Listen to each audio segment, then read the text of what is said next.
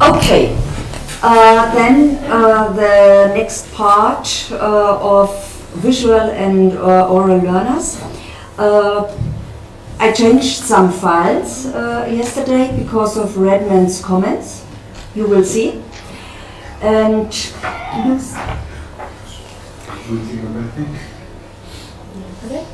na, 17. Das war schon da. Na, Folie 17. Ah, da. Okay. Okay. Next thing. Okay.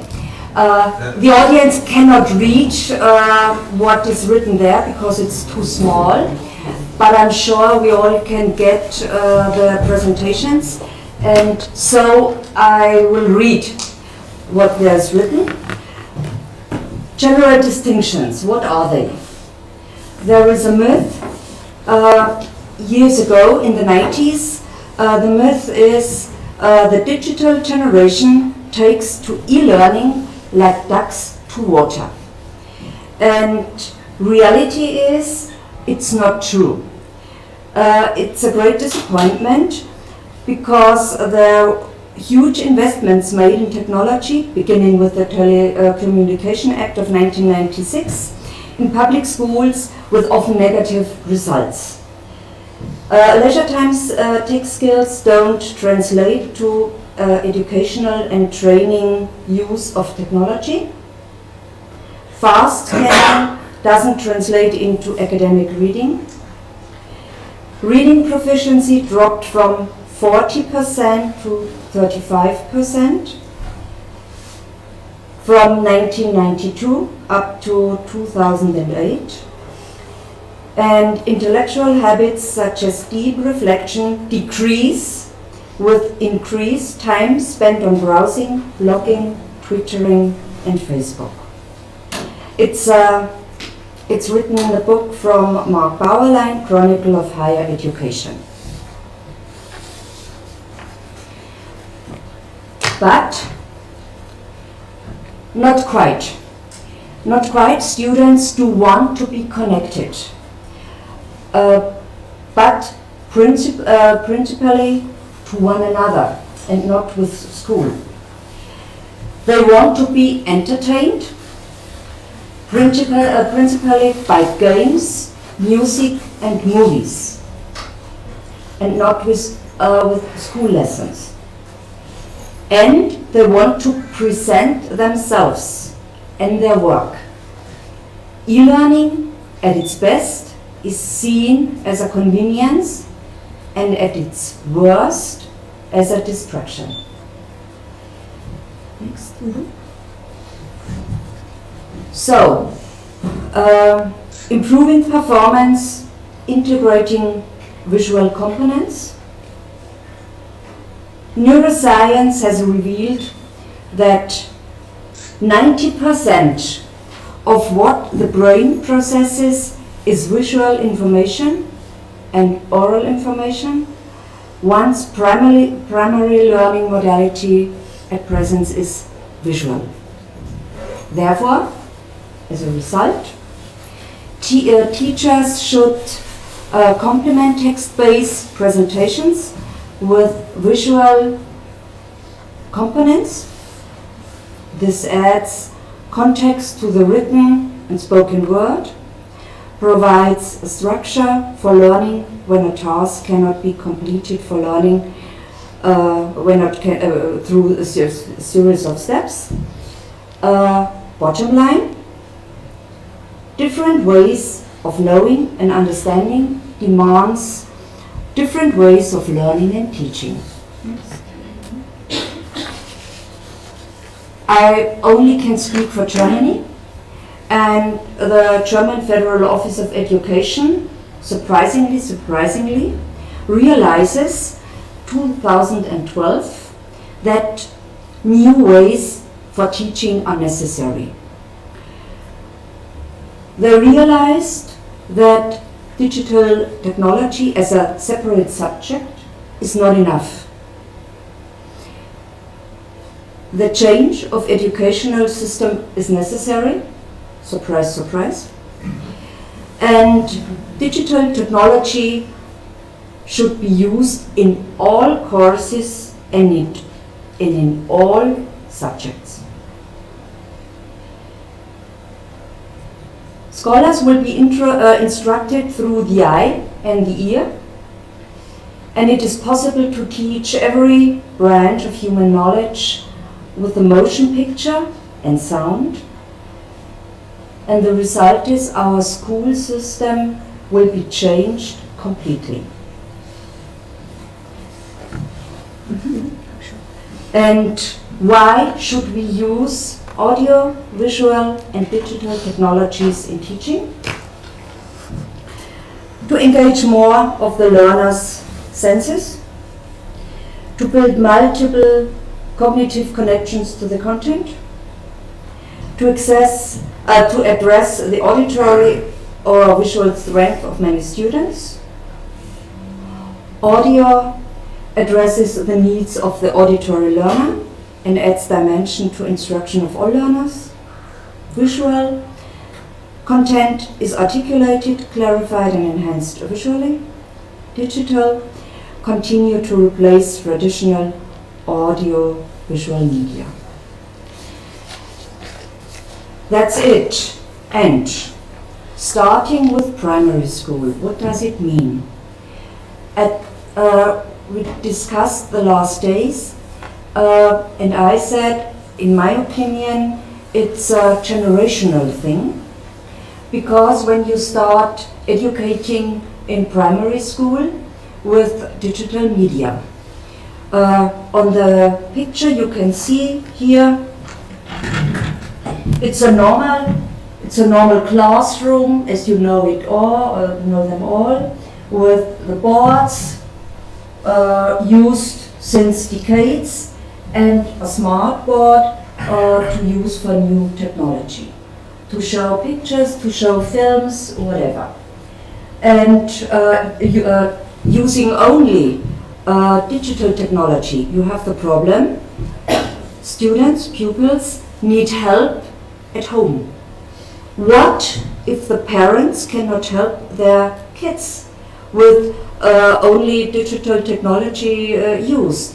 So you must use both instruments at the moment in the same way. And on the right, the photo on the right side shows you how it works. It's a photo from a class, not from a city, from a teacher in primary school. And as a further instrument, a new decision of German government is, they are discussing about changing the law, that in all school types in future all kids will get a tablet for free to use it as well at home, because not every student can buy a tablet, and it's necessary that all of them have the same possibilities to learn with new technologies. They are discussing in some, for example in secondary school, they changed the law, and beginning with the next school year, they will provide for every student in secondary school a tablet. At the moment, the teachers are using clouds. The advantages of using clouds are the so-called catch and hold component to engage students' interests. And this means that teachers start lessons at school, they don't finish the lesson, and part of the homework is for the students to work on it, and they save the lesson in the cloud. The students have an account to the cloud, and they work on the homework, on the lesson, and they have to write down some comments, and the next lesson at school, the teachers finalize the lesson, so they try to combine both components.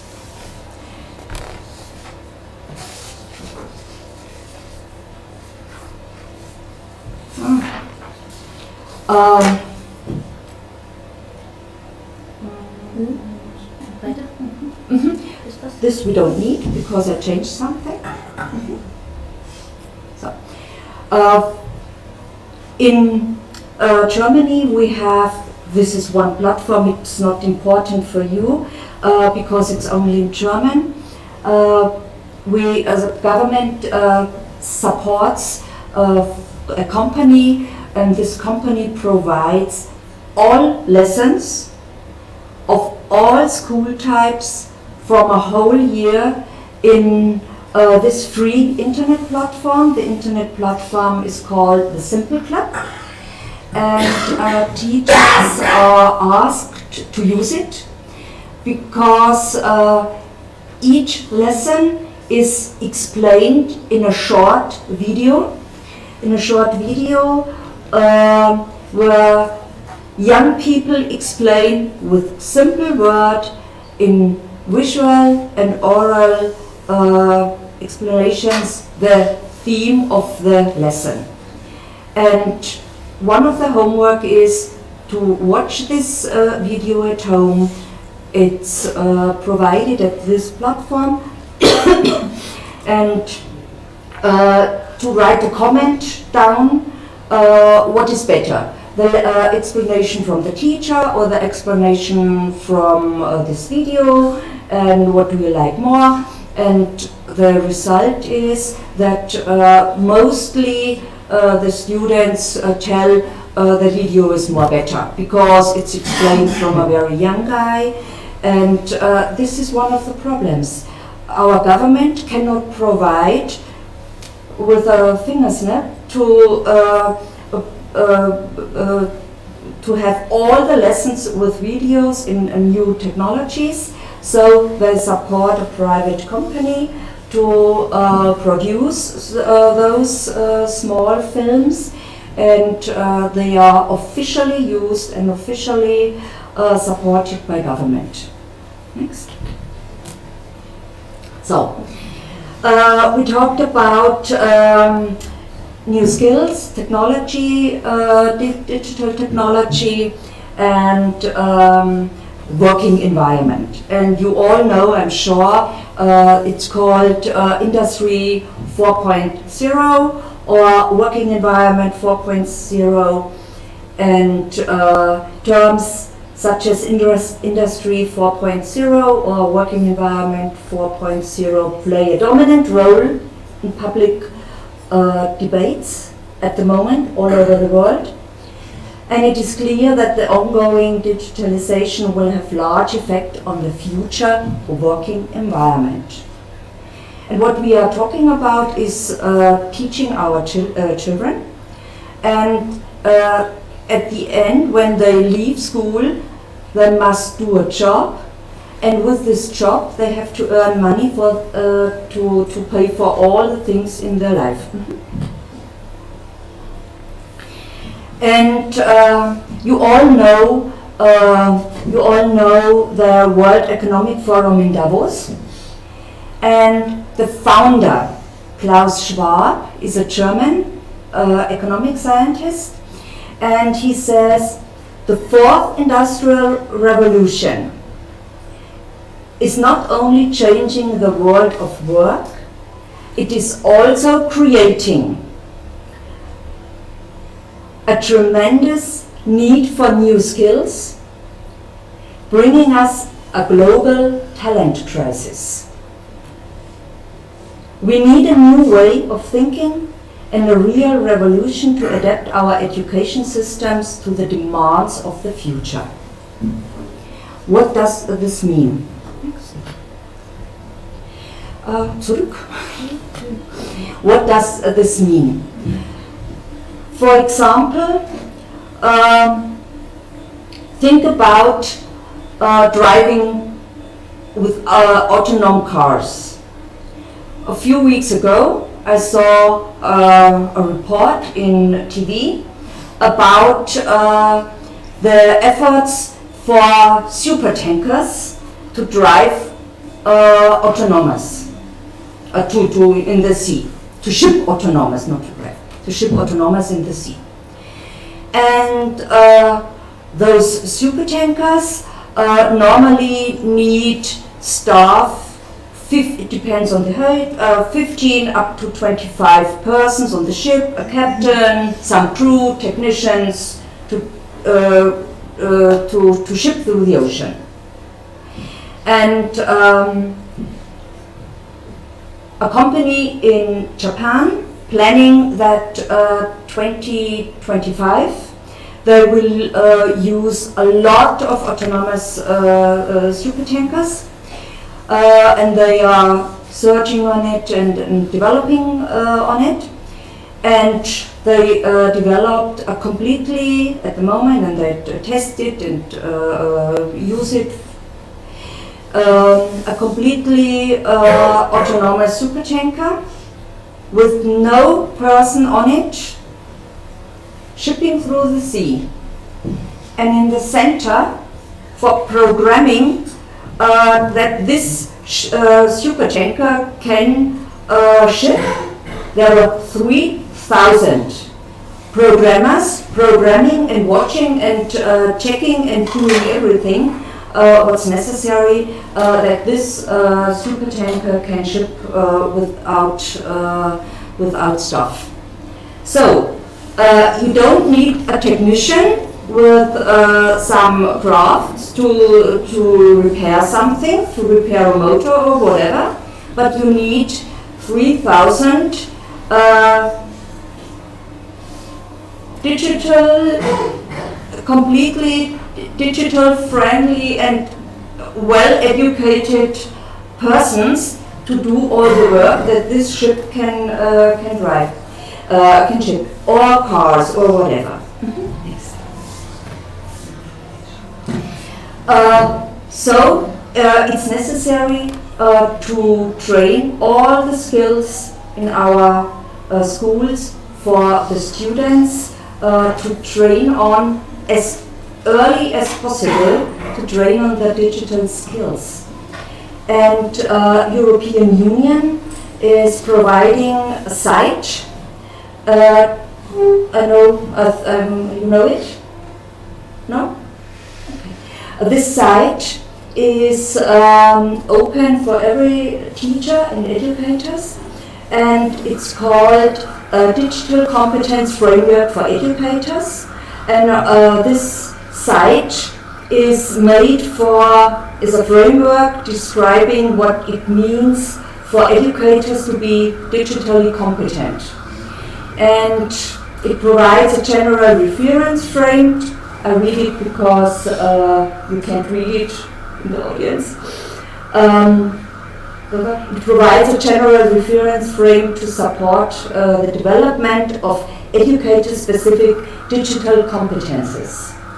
And in Europe, DiCompEdu is directed towards educators at all levels of education, from early childhood to higher and adult education, including general and vocational education and training, special needs education, and non-formal learning contexts. This site is,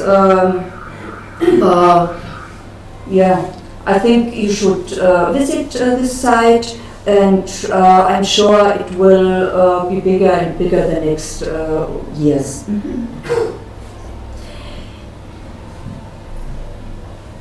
We are all the time talking about, since we are here, about how to educate our students, our scholars, but as it's the same need to educate our teachers, to bring them into to give them the possibility to use all the technology.